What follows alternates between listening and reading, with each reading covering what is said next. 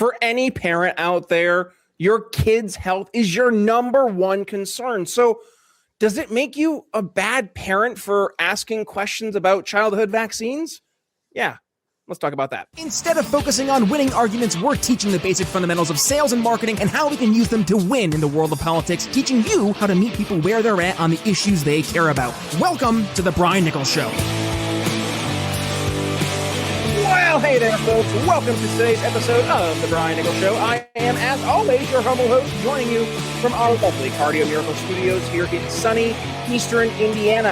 And frankly, under snow. I feel like I'm in an igloo here because Eastern Indiana got hit with 11 inches of snow, and it's 6 degrees, but I digress. Cardio Miracle is the best heart health supplement in the world that still keeps my heart ticking and my body nice and warm despite the cold temperatures, because it is powered by nitric oxide, which helps improve your blood flow, which means it's going to help improve your pump at the gym, help lower that resting heart rate, lower that blood pressure, which it did for me. And I've seen the difference myself for the past 2 years using Cardio Miracle morning and night, and I know you will as well. So scan that little QR code over my shoulder or simply head to cardiomiracle.com/TBNS. That's more for you audio listener. I know sometimes it's a little bit easier to do that if you're listening, or just head to your podcast description or your podcast links there, and you can click the Brian Nichols Show link. It'll bring you right to our landing page where you're going to get 15% off your order from Cardio Miracle. So again, one more time, cardiomiracle.com, the best heart health supplement in the world. But let's go ahead to topic at hand today, and that is vaccines. Yes, I know the topic seems to always pop up every so often. I've been seeing a lot of videos over on the YouTube recommended homepage, Dr. Mike, and he's battling vaccine skeptics. And I'm thinking, is that really the job to battle vaccine skeptics, or is it to address the very real concerns that parents have when they're giving their kids vaccines? Because I'm a new dad. I get it. Like, having a kid, that's one of the big things in your like concerns of every single day is my kid safe, right? And this is where I think the conversation we're going to have today really has a lot of merit, because we're going to be digging into not necessarily the skeptic tinfoil hat stuff, but we're going to dig into data. We're going to dig into the actual facts and figures. And joining us here on the show is Dr. Joel Gator Warsh. Dr. Gator, how you doing? Welcome to the Brian Nichols Show. Let us know a little bit more about where this name, Dr. Joel Gator Warsh, comes from. Well, thank you for having me on. It's actually from my wife. Everyone thinks it's a Florida thing, but it's actually a wife thing. Her last name's Intelligator. So people thought it was funny, started calling me Dr. Gator, and it kind of stuck. Intelligator. So what, I don't mean to dig, but what nationality is that? Russian, Ukrainian. So Ukrainian. Her dad's from Ukraine. Yeah. Sounds like a really cool, super villain name, like the Intelligator. That's what she gets a lot. Or she's a lawyer, so the very intelligent Gator. Well, hey, I'm glad to have this intelligent Gator on the show. Joel, that's what we call a transition in the industry. And with that, we're going to dig into the topic at hand, right? And this is something that we teased here in the intro, and that is childhood vaccines. This is something I've gone through as a new parent. I know a lot of the folks listening to the audience, in the audience today, they've gone through it as well. When we're kind of going through this, especially for brand new parents, this brand new world of you have all these doctors telling you certain things you need to do for your kid. And you're like, they just gave me a kid and they're like, here, go be a parent. And there's no manual, right? I'm kind of going with the motions, and I'm hoping that what I'm doing is right. And I'm taking the guidance of, the people around me, but also the medical experts. So I feel like I should be trusting the experts. Where did I hear that before? But that's the vibe, right, that a lot of parents bring to the table. So Joel, kind of fill us in here. What's your approach when you're entering into this conversation around childhood vaccines? And I guess, where did it start for you?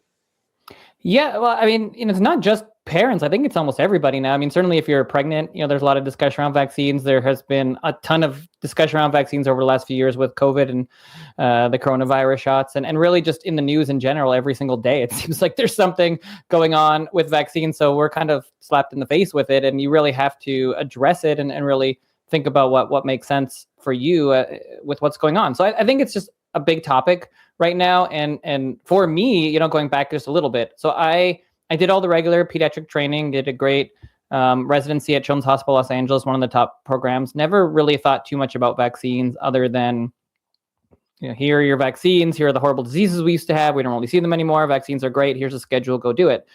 But I got interested in integrative medicine, especially because my wife was very holistic minded. And when I have been working in that field of integrative medicine with kids, I realized very quickly that parents have a lot of questions about vaccines. I really didn't learn all that much about vaccines. And so I started to have to answer all those questions. And as I realized I didn't know the answers, I had to start doing research. And the more that I researched, the more questions I had.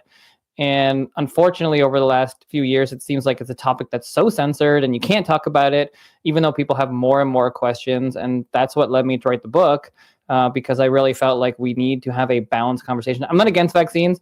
We do vaccines in our office. I am for informed consent. I don't feel like people should be forced to do anything.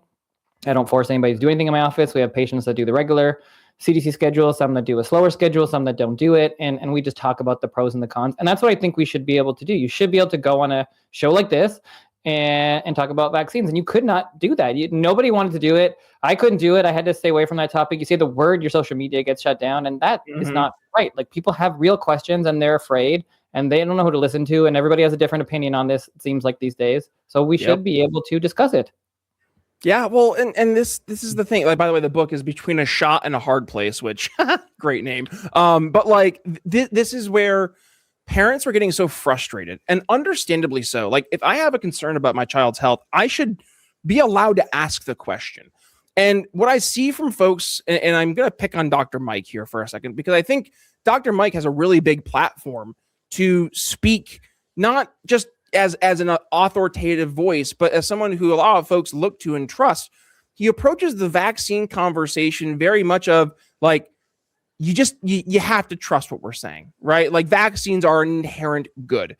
And I just wanted to kind of start here. What's your approach? You mentioned that you're not anti-vaccine, which YouTube censors. Please hear that. He's not anti-vaccine, and we're not presenting that today on the show before we get any moderation strikes, because, it happens. But like, when we're having this conversation, like, how do you approach someone in that kind of a conversation, like a Dr. Mike? Like, are you doing good by leading the way he's doing? Do you have a different approach? What's kind of your thoughts there? Well, I do have a different approach. I mean, I think he's a great speaker and he's very likable to a lot of people. So I get why he's so popular, but at the same time, he takes a very mainstream approach. And that's the same approach that really, I think, failed during COVID in terms of the public health messaging and has led to this extreme skepticism when it comes to modern medicine. Doctors used to be one of the most respected professions. Studies were like 70 to 80% of people respected doctors. And now it's like 40%. And a lot of individuals are just not listening to their doctors. They're more exemption requests, more people that are becoming unvaccinated. I think there's just this push towards forcing people to do things and stopping discussion, as opposed to being open to having discussion. And I think that's where my philosophy is a little bit different. I don't feel like we should be telling anybody what to do. We should be having discussions and educating. And ultimately, if somebody wants to do something that I don't necessarily agree with or is different than what the mainstream is, I think that should be ultimately okay. But the vaccine topic is just so controversial because there's a public health aspect to it. And because it's it's almost a religious belief at this point. Like, vaccines are this magical thing. And yeah. I feel like I'm maybe just a little bit more of an open-minded person. And I don't feel like I feel like I could see the information, read the information, make my own opinion. And I don't think that a lot of doctors have taken the time to step outside and to look at the concerns that parents have and to really dive into the research. We're just told things, like I was just taught stuff, right? I was taught the schedule. I didn't really think to question it. But when you do read some of the other, books and other things out there and listen to some of the questions, you can agree or disagree with them. But ultimately, they're reasonable questions from reasonable parents mostly. And you shouldn't be labeling these people as like anti-vaccine or crazy. These are just concerned parents that they want their kids to be healthy. They don't want their kid to get a disease, but they also don't want a serious reaction. And they had a bad reaction to a COVID vaccine. Their friend had a bad reaction. They had a bad reaction when they were a kid. They heard their friend or their cousin has autism, has an autoimmune condition. They blame it on a vaccine. They don't know what to believe. And we have to have some compassion to have these discussions instead of shutting it down. And I think, like you said, the doctors like Dr. Mike in general tend to want to shut those conversations down, as opposed to having the nuanced conversations and being open to a little bit more of I would say a balanced approach, more of a risk versus benefits approach, instead of just really focusing on how effective is a vaccine. And you can believe in a vaccine and believe that vaccine will help prevent a disease, but that doesn't mean it can't also cause problems for some people. Like, both things can be true. If you operate a multi-location business like restaurants, retail stores, grocery chains, or franchises, managing phones across locations should not be complicated. But for many operators, it is. Inconsistent systems, confusing bills, and vendors who disappear when problems show up. Level 365 simplifies business communications across every location with centralized control, reliable performance, and real human support. No long-term lock-ins, no surprise fees, just a phone system that scales without the headaches. Learn more at level365.com. Wait, what? Two things can be true at the same time? That's shocking. No, you're 100% right. And by the way, I know the Dr. Mike types, and I want to go back to Dr. Mike because again, he is one of these leading voices. I see him on that show. What's it called? Where they had the flags. Yeah, Jubilee. Thank you. Yeah, they had the flags and they did the whole thing, right? And he battles anti-vaxxers. And one of the things that he always would go to is, well, the data says, the science says. The subtitle to your book, Between a Shot and a Hard Place, tackling difficult vaccine questions with balance, data, and clarity. So obviously you're presenting data here, and this is something that, I don't know, Dr. Mike and his seem to be allergic to, is acknowledging that there is another side to the coin. So talk to us about some of the data that was shocking you when you started to dig into this. And if you have some actual numbers or such you could share, that would be great to really help drive the point home. Yeah, I mean, we can certainly talk about some of that, but I guess even before that, I want to just echo what you're saying. There's a lot of data out there, and you can massage and kind of pick sides or pick the data that speaks to your narrative. And when you read something that's very much on a CDC perspective, you get one opinion. It's like, vaccines definitely have nothing to do with autism. Vaccines have nothing to do with chronic disease. There is no study that ever showed that. And that's not balanced. Like, what I wanted to do was kind of show both sides and show, okay, well, here's the data from the CDC and individuals of that nature, Paul Offit's and other individuals. But then there's also these other studies, and here's what they say. And we have to weigh those against each other, because there are many research studies that do show potential concerns. And certainly there are many areas of the vaccine world that when you actually look at the data, you're very surprised. So I would say by far the thing that was most surprising for me was the autism research, because I've always been taught that we know for sure that vaccines don't cause autism. The science has been debunked. We have so much research and so much data. And then when you go look at what the actual research and data is, it's very specific. It's very specific to MMR, very specific to thimerosal, the mercury component of vaccines that isn't even in vaccines anymore. And there really isn't studies on vaccinated versus unvaccinated children. There isn't studies on all the other vaccines we give to kids in the first year. So the correct answer should be, well, we don't know. We don't have research that shows that it does cause autism, but there's still a lot more that we need to do. That's the more honest answer to the data that we do have. But yet, when you look at the mainstream medicine, it's like, no. We know that vaccines never cause autism. We know that. And I don't think the data actually shows that. Well, and this is something that always confuses me, is that you have the Dr. Mikes of the world who will present things so confidently, so assuredly, dare I say sometimes so smugly, right? And it's baffling to me that we can have this conversation. You can cite real examples, real data, and yet they'll act like that just doesn't exist, or they'll just toss it away. And I guess help me understand, in your dealing with these types of conversations, like what is it that is keeping these folks from even considering that there is a different piece here, that they should be at least they don't have to agree, but at least entertain the conversation, instead of just pretending that these are just a bunch of anti-science quacks who are just making things up to scare people. Like, what is it? Where is this smugness coming from? Yeah, I think there's a lot of pieces to it. I mean, certainly there's some lack of humility. I mean, I think I'm pretty humble in general, and I'm okay being wrong. Like, I think that's the first thing, is you have to have some humility to be like, well, you might totally disagree with me, and that's fine, but prove me wrong. Like, tell me what I got wrong. I said right in the book, like, I mean, I knew this was going to be controversial no matter what, right? If you're going to get into this topic, and I was like, look, if there's something wrong, let me know. I'll change it. I can change the book. I'm happy to do it. Like, point out what data point I got wrong, how I synthesized information in an incorrect way. I'm okay doing that. But for the vaccine world, it does seem like for the last, I don't know, decade or so, especially, there's only one side of the narrative. Vaccines have been put on such a pedestal. It's almost like a religion, and you can't question it. Why? And those individuals won't have conversations. Like, they won't have a debate. They won't have a discussion. They say, oh, you don't need to debate this because the science, if you want to show something, show it in the literature. And it's like, right, but we're interpreting the literature differently. So that's what a debate is for. Like, you could be right or wrong, but why are you not open to having a discussion about what the literature actually shows and why reasonable people interpret it differently? It just doesn't seem like they're willing to do that. Like, for example, I was on the Charlie Kirk show fairly recently with Aaron Siri, and we invited Paul Offit to be on it. Like, I want to talk to him. Like, I don't, some people hate him. I don't hate him. I think he's done a lot of stuff for public health. I think that's, totally reasonable. But I want to ask him these questions. Like I have read his book. Like, when I saw the autism research, it blew my mind, right? Because I thought I had to be wrong. I thought there was no way that that's all that there is out there. I must be missing something. And I tried from every angle to find other things. I read his book, I read other people's books. They cite the exact same thing. So I want to be able to sit down with him and be like, all right, look, you are saying that vaccines do not cause autism definitively.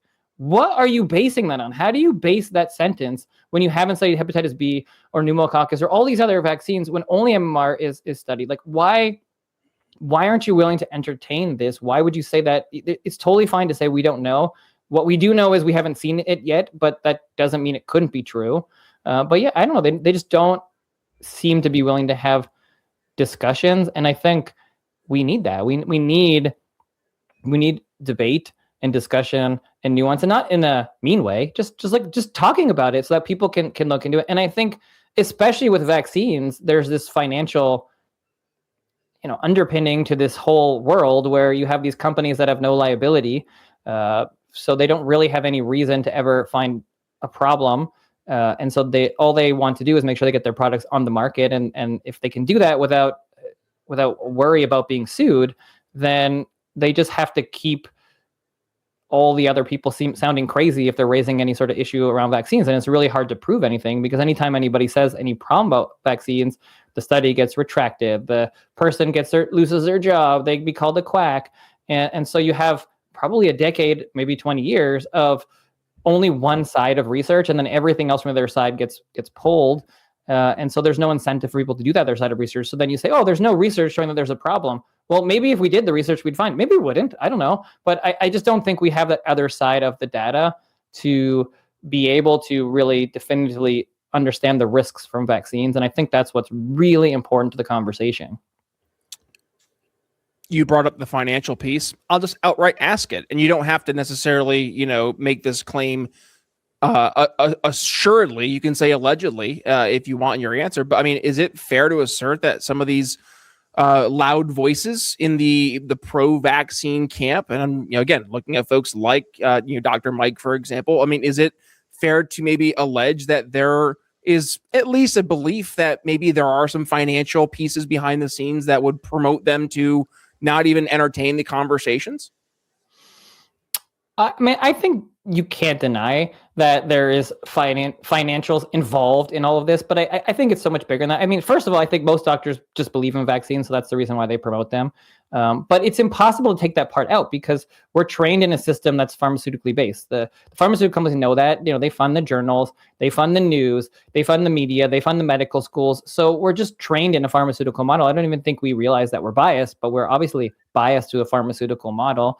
And certainly some individuals have made money from creating vaccines or being a part of vaccines or being on panels or talking for companies. So there might be some direct financial motivations for some of them sometimes, but I think ultimately most doctors are not speaking about vaccines because of the financial motivations. I think they just believe in them, but I think there is a financial motivation behind that. But I also think the bigger financial motivation there, or not for the person, but it's just in general for that market. Like they the companies would strongly promote anyone that promotes their narrative and strongly go against anyone that doesn't have that narrative. And they have all the money in the world, so they can make anyone out to be a quack.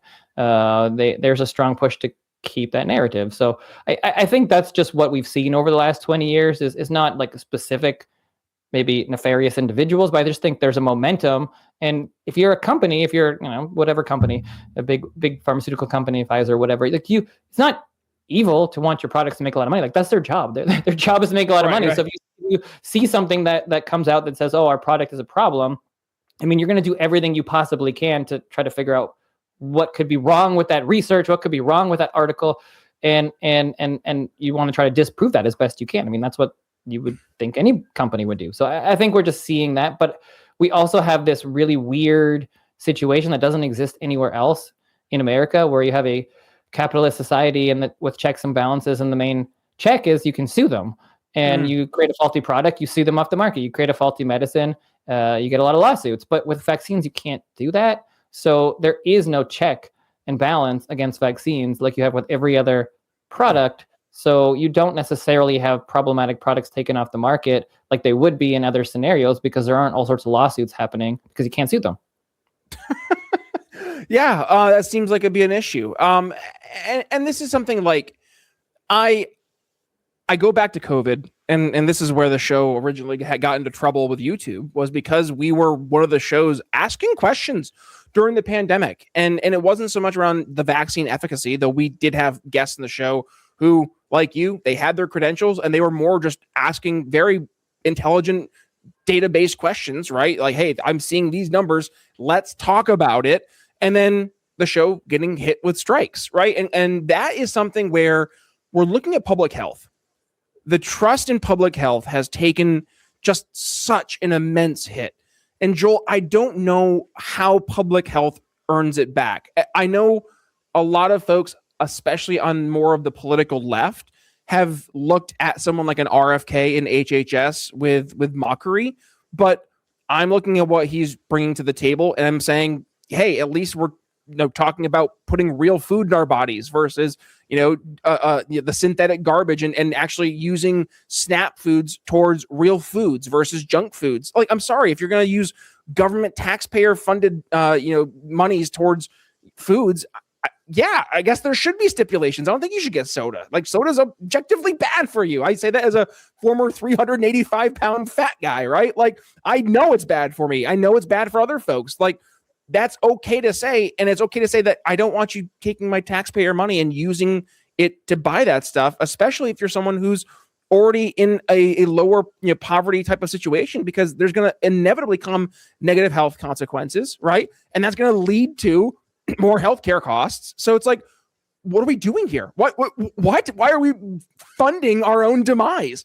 And this is something, again, public health has lost so much trust, Joel, because it just seems like public health has done everything very backwards. And one of the things, just looking at vaccines have almost seemingly become this answer to any woe, right? Like, there's a problem, well, it's because we have a vaccine for it, and that's what fixed it, right?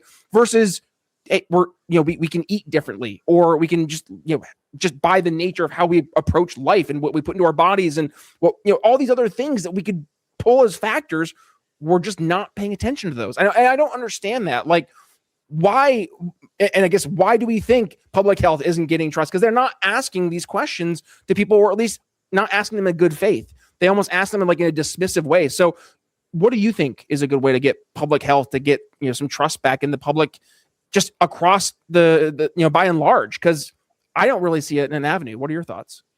Yeah, well, I agree with basically everything you said. I think the first thing is there has to be some sort of admission that there was a lot of lying going on and a lot of dishonesty. I mean, I don't have any question that the reason why Secretary Kenny's in there is because public health just really fell apart during the pandemic, and the messaging was so poor, and they have not recovered in any way from that. And one big part of that is vaccines. There's just no humility. There's no discussion. Everything is about a vaccine. And we saw that during the pandemic. This was the perfect opportunity to balance a discussion about vaccines with general health. We know who was most at risk, were individuals who were elderly, who had multiple comorbidities. So this was the perfect opportunity to say, well, we do have this vaccine that's new, and the latest information seems like it can be beneficial. So we're recommending it. Didn't need to require it.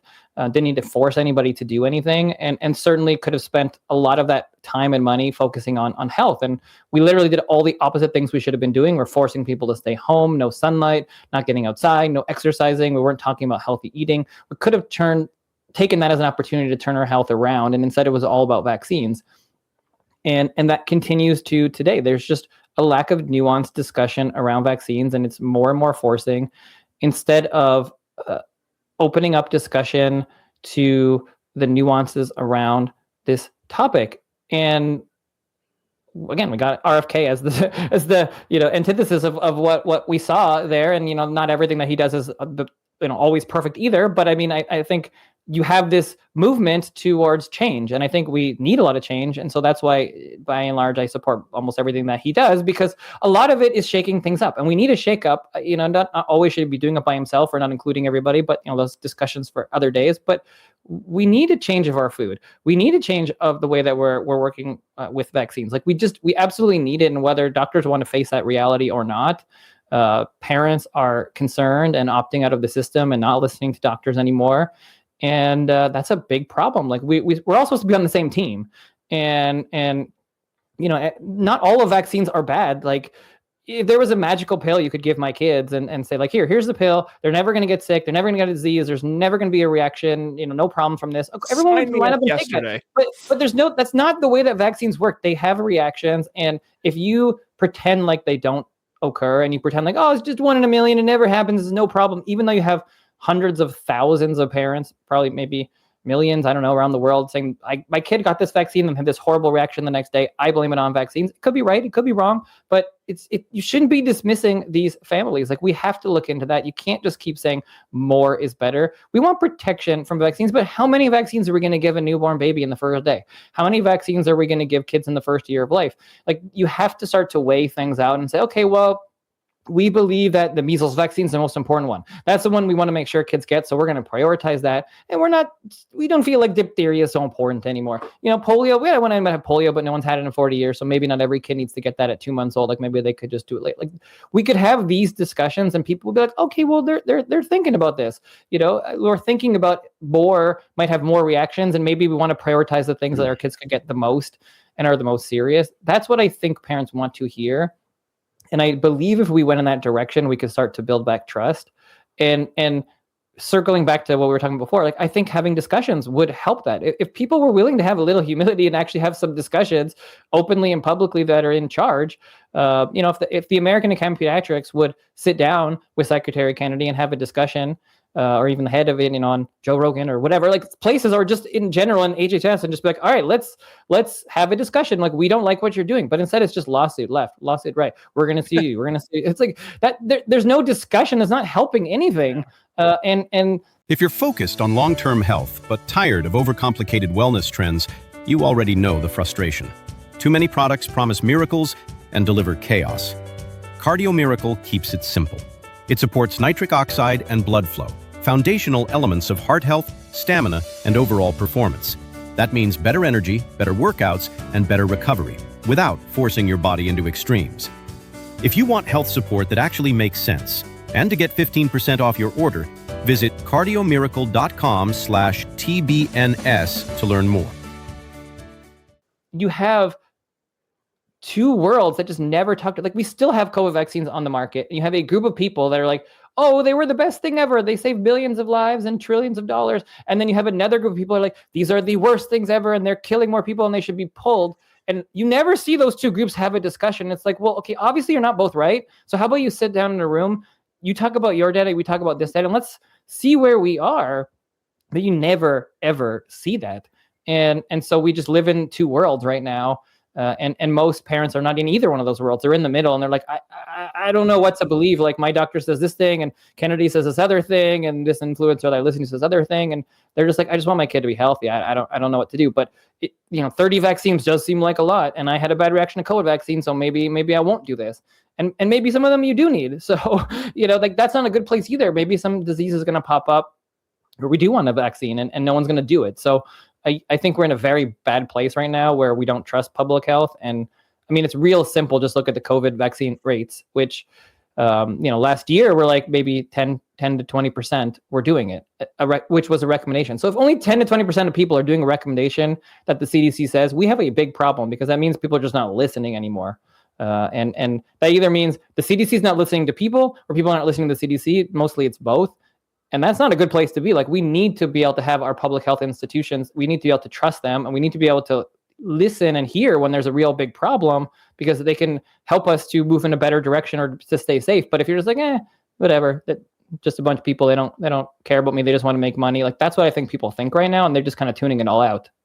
Yeah, no, 100%. And it's RIP Scott Adams, but he talked about his two different movie example, right? Where you basically have two different Americas watching two different movies, and how you can see almost like the same scene, but just like from a completely different lens, and have a completely different takeaway from the same scene. And that's exactly what we're seeing right now.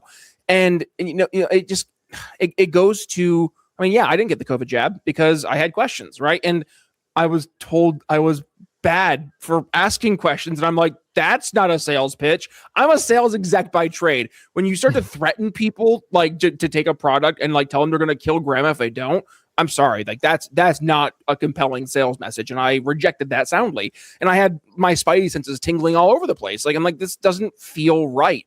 And that, you're right, like, just not hearing my concerns. I don't even need you to tell me I'm right. Just validate that I have a concern and hear me out, right? Like, understand where my concern is coming from.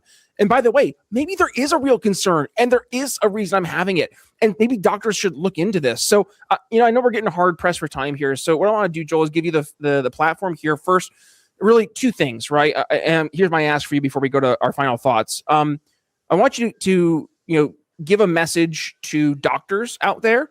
Like, what would be your something you want them to hear from you to help earn public health trust back, or just something you wish that they knew or understood.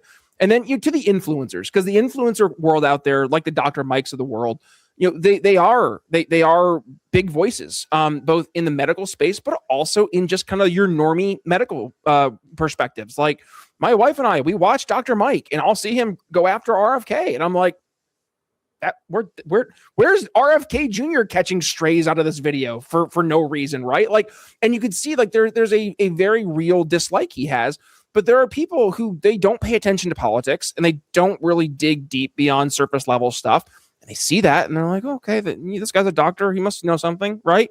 So like, yeah, that makes me a little concerned, but I see folks like Dr. Mike that will do that. So to Dr. Mikes of the world, what would you say? What would your message be? So I guess those are my two parting questions before we go to our final thoughts for today. What was it? No, that's great. So I would say to just doctors in general, I think doctors need to understand that we're failing, and we are failing our patients because we're not listening.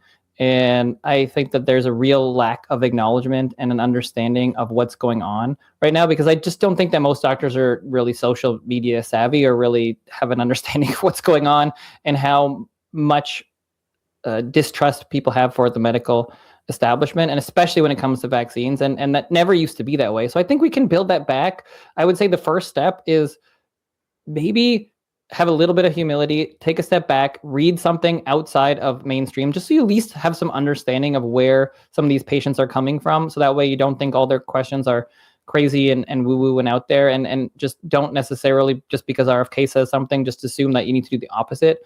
I think that you don't have to agree on everything, that there are lots of things that can be some common ground, because ultimately the common ground for everyone, especially in pediatrics, is everybody wants healthy kids, and you might not agree how to get there, but we can certainly all agree that we want it, and we can work together to figure out how to get there. And ultimately, it's a very weird division right now between parents and pro-vaxxers and anti-vaxxers and anti-RFK and anti-MAHA and pro-MAHA. And the reality is it's really all of us against industry. And I think that we have to come together to figure out how we can figure out where to go moving forward. So I think, to my colleagues, don't just label someone as an anti-vaxxer or crazy just because they have questions about vaccines. I'm certainly not anti-vaccine. We give vaccines in our office, but yet I would easily be, called by most doctors an anti-vaxxer. So I think that's really key. And then for the influencers, I mean, similar, but also there's a really big problem online with just having echo chambers and only speaking to people that already agree with you, and really not wanting to have anybody that disagrees with you on your show or on your platform, or going on platforms that have people that disagree with you. And I think we would be a lot better off if some of these influencers would be more willing to have discussions with people they disagree with, and then maybe they would see some of those points. And don't necessarily have to bring people on they're going to be super hostile, but there are a lot of people that are going to have very reasonable conversations. And I've offered many times, and some doctors have had me on, but most of those other ones won't.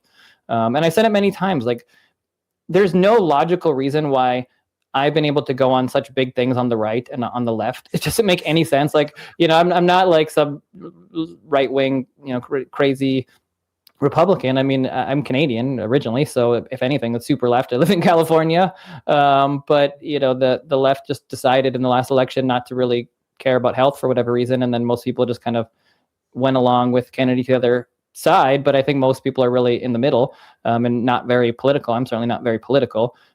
So I think that there are a lot of people out there that are willing to have reasonable discussions, and I think if we could do that and we can model that for families, then we would help people to make decisions as opposed to just forcing them to do things. And once you start including everybody and not assuming that every parent and adult is stupid and can't make a decision and can't have some sort of nuance like we did with COVID, where it's like, oh, you've been sick with COVID? Well, we don't want any nuance. You just still got to get vaccinated. And we're like, okay, but everybody knows it doesn't make any sense. So now you've just lost trust because you're saying something that everybody knows, that went to grade school or like high school, that doesn't make any sense. So we have to trust people to be able to have some nuance. And the messaging, certainly specifically around vaccines, cannot be, you always need to vaccinate no matter what. It needs to be, here are the reason why we think this vaccine benefits you, and here are the risks, and we recommend it because of this, and this reason, but here are your risks. Do you want to do that? If we go back to that, we'll get trust back. But that is not where we're at right now. It's just do it or get out of my practice. And most doctors don't even accept patients if they won't do the regular schedule, and they just kick them out. And if that continues, then it's really more coercion than education, and people will just continue to tune out. Dr. Mike, here's my call to you, right? Like, I know you're watching right now. Go ahead. Like, if you want to have a conversation, this is a great platform to do that. Like, I'm actually very non-biased when I'm a debate host. And that's something, and we don't have to have a debate. I want conversation. Like, maybe that's my bias too. I'm so burnt out with this, like, debate me, bro culture, but I also really want conversation. Like, we all have questions. And I think this is the thing, like, when you see the debate culture, it's not a matter of trying to change someone's mind. It's trying to like win in the court of public opinion, which has value. Don't get me wrong. But in terms of like actually moving the ball forward, in terms of making things objectively better, that requires dialogue, not debate. And you're not going to get that by just going in like guns a-blazing every time. So actually, you know what? I welcome it as a conversation, Dr. Mike. Come on the show. Have a conversation. Like, let's actually have an open dialogue. And that's something I think everyone would appreciate, both folks on the left, the right, the squishy middle, somewhere in between. Yes, absolutely. Like, we need to be able to have conversations that are uncomfortable, that do kind of, push the envelope a little bit, but in a way that it's because people are asking questions. And if you're not able to answer those questions, and that just fuels the why behind the question. So with all that being said, Dr. Joel Warsh, we are unfortunately already hard pressed for time, which means, yes, Dr. Gator, it is time for us to get ready to say goodbye. So I'd like you to give the audience your final thoughts for today. And of course, where can folks go ahead? I shared the screen, the Amazon link over there before. Here, let me see if I can pull back up here. Yes, Between a Shot and a Hard Place. You can get yours over on Amazon Kindle audiobook or paperback. Link in the show notes. Yes, Dr. Warsh, the floor is yours. Well, thank you for having me on, and thank you for discussing it. Not everybody will, though it's nice that more people are. open to having vaccine conversations. And just for anybody listening out there, you don't feel crazy or woo-woo or out there. If you have questions, that's very reasonable, and you should be able to ask them if you have them, and you shouldn't do anything that you don't feel comfortable doing. And if you can't have those conversations with your doctor, then maybe you need to find a different doctor that's willing to at least have a discussion with you. They might not agree with you if you don't want to do vaccines. That's okay, but they should at least be able to have that conversation with you. So I appreciate having the conversation here, and I hope that can empower people to keep asking questions, because I think that makes a huge difference. So you can find me Instagram or X at Dr. Joel Gator, or Substack Between a Shot and a Hard Place, which is the same name as the book. And it's been amazing. Even Substack has been crazy, because I have been surprised how much it's grown. It's one of the bigger Substacks in health at this point, usually in the top 30. And I think that's because people are just so interested in vaccines and interested in having conversation. And not too many people are in the middle, and I tried to be as much in the middle as I can. So I think that's been really interesting to see that the tide is changing and people are open to it. And that's why I think the book's doing well and people are open to talking about it. And it's been wonderful. Like, I thought I was going to get a lot of hate, and I didn't know what to expect when I started writing the book. And so far it's been pretty almost fully positive, which is great. So hopefully that continues. Well, and here's what I'll do. Dr. Mike, shoot me your deets. I'll order you a book. You can read it free of charge, right? And then I would even fly you guys out here to Indiana to have that conversation in person, in studio. That's a real offer, by the way, because I actually have my buddy Chris Spangle. He's got a studio downtown Indianapolis that he just rents out, and we could easily do that in person. So just saying, it could actually be real. I'm always down. I'm down. I'm down, Brian. There you go, Dr. Mike, balls in your court. All right. With that being said, we're going to go ahead and put a pin in today's conversation. I've had a lot of fun. I know Dr. Warsh, you have as well. So with that being said, folks, if you got some value from today's conversation, please do us a favor. Go ahead and give it a share. Tag Dr. Mike. I know he would love that. And as for yours truly, you can find me over on Instagram, X, and Facebook at B Nichols Liberty. And as for the show, you can find us, well, wherever it is you watch or listen to your favorite shows. So if you're listening to us, you can find us on Apple Podcasts, Spotify, YouTube Music, or if you like to watch your podcast content, head over to YouTube, Rumble, or even Facebook, Spotify, or X, where we're uploading the video version in its entirety. And we do have clips air throughout the week over on Shorts. So sometimes I know folks, they like to test drive, right? And the YouTube Shorts and such, those are the test drive. They can say, I want to try before I buy. Make sure it's worth the 42 plus minutes, I guess we're here, of the show today. But with that being said, folks, make sure you hit that subscribe button, because we do have a brand new episode every Thursday evening at 9 p.m. Eastern, airing live. And get ready for the Super Bowl. I know that's going to be a lot of fun. And also, challenge to the audience, let's get this episode over 100K. We got last week an episode over 63K. I want to get this episode over 100K today. So please go ahead, share the episode, hit that like button, go down below into the comments, let us know your thoughts, because that helps the algorithm know that we're not boring. But with that being said, one final plug to support our amazing sponsors like Cardio Miracle, because they're the amazing folks who help us keep the lights on. So anytime you go and use one of our amazing sponsors, it does help support the show. So again, thank you for that. And then with that being said, Joel, any final words for the audience before we say goodbye today?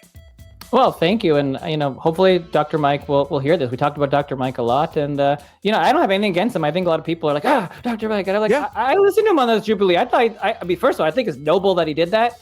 And I think he did, a pretty great job. So I hope that he will continue to do it, but also not just talk to anti-vaxxers, talk to other people that are, maybe slightly have a different opinion.